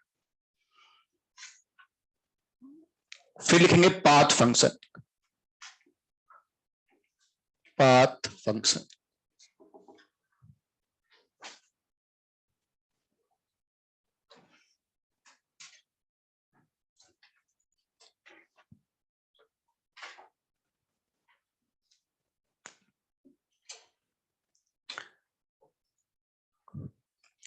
इसमें लिखेंगे, लिख रहे हो अभी? okay.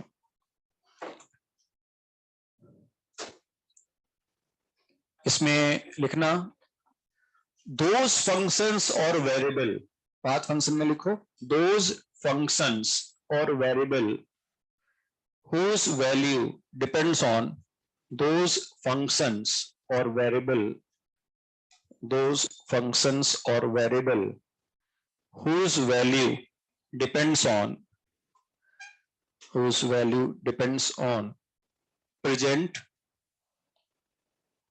comma past, those functions or variable whose value depends on present comma past and path used, present comma past and path used to arrive at final state, and path used to arrive at final state, to arrive at final state is called path function, is called path function, is called path function। बच्चों इसके examples हैं, heat Q से दिखाएंगे, small Q से, देखो book में आपको दोनों मिलेगा, कैपिटल क्यू भी लिखा मिलता है और स्मॉल से भी डिनोट करते हैं, लेकिन लॉजिकली क्यू स्मॉल से दिखाना चाहिए पाथ फंक्शन की वजह से। एंड वर्क स्मॉल डब्ल्यू से दिखाते हैं, वैसे बुक में डब्ल्यू कैपिटल लिख देते हैं, तो उससे फर्क नहीं पड़ रहा, लेकिन हाँ स्मॉल डब्ल्यू स्मॉल क्यू से दिखा, हीट एंड वर्क, ठीक है। अब बच्चों इसमें थोड़ा डिटेल हमें जाना पड़ता है, तो स्टेट फंक्शन की प्रॉपर्टीज हमें एक बार चेक करनी पड़ेंगी, याद रखनी पड़ेगी। तो एक बार हेडिंग डालो, लिखो properties of state function, properties of state function, properties of state function.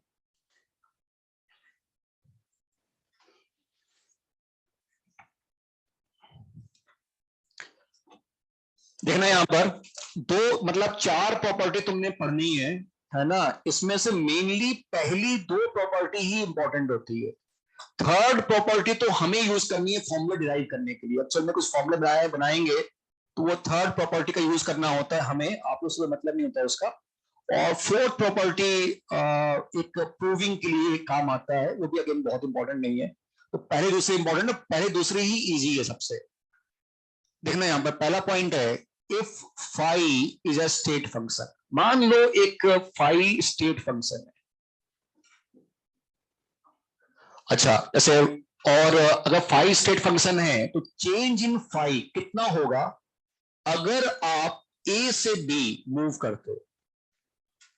मान लो पोटेंशियल एनर्जी है, तो पोटेंशियल एनर्जी किसी बच्चे की सेकंड फ्लोर पे कुछ थी, जब फोर्थ फ्लोर पे आएगा तो वो चाहे सेकंड से फोर्थ सीधे आए या सेकंड से पहले हॉस्टल जाए, हॉस्टल से घूम फिर के फोर्थ पे आए, तो चेंज इन स्टेट फंक्शन होगा, वो होगा फोर्थ फ्लोर की potential energy minus second floor की। बीच में क्या वो मतलब नहीं है ना।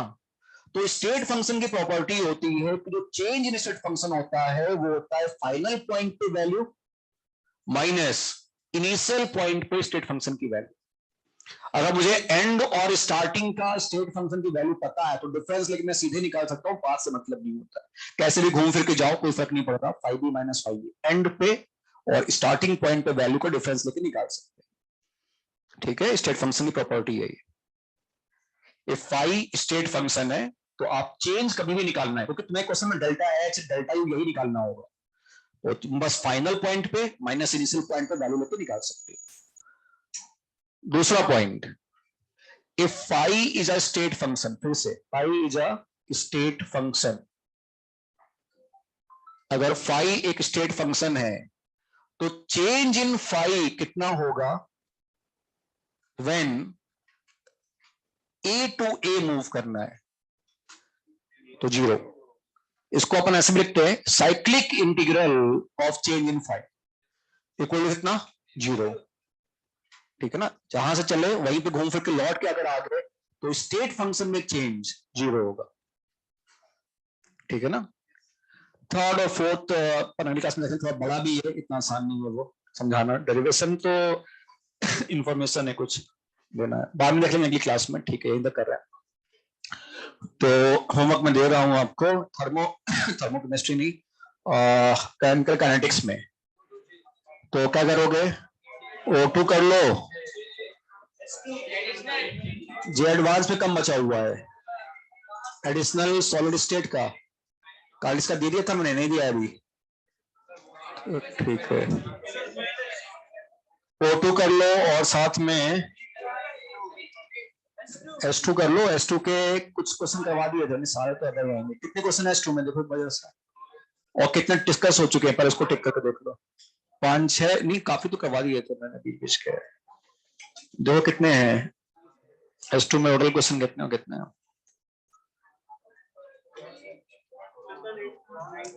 19 में से कितने हो गए, 2 तो पहले को कितने 5-6 हो गए, 10-12-13। O2 में भी काफी कमी बचे थे मेरे ख्याल से, तो कर लो ये, ठीक है दोनों कर लेना, है ना। और थर्मो तो अभी बहुत स्लो चलेगा स्टार्टिंग में, तो बस आप बस रिवाइज करके आते रहना हर अगली क्लास में, ठीक है। जे मेंस में 6 क्वेश्चन बचे हैं, कर लो कि जे एडवांस भी बोलो हो जाएगा ना, 6 क्वेश्चन है, कर लेना। जे एडवांस में टफ क्या है, एक आध क्वेश्चन, ठीक है। O2 में तो 16 डिस्कस हो चुके हैं बहुत सारे, 16 बचे हैं, तो फिर ना छोड़ो, ठीक है, ज्यादा हो गया, ये भी ज्यादा ही है फिर तो, कर लोगे उसको पलट दे, जे एडवांस कर दे S2 की जगह पे,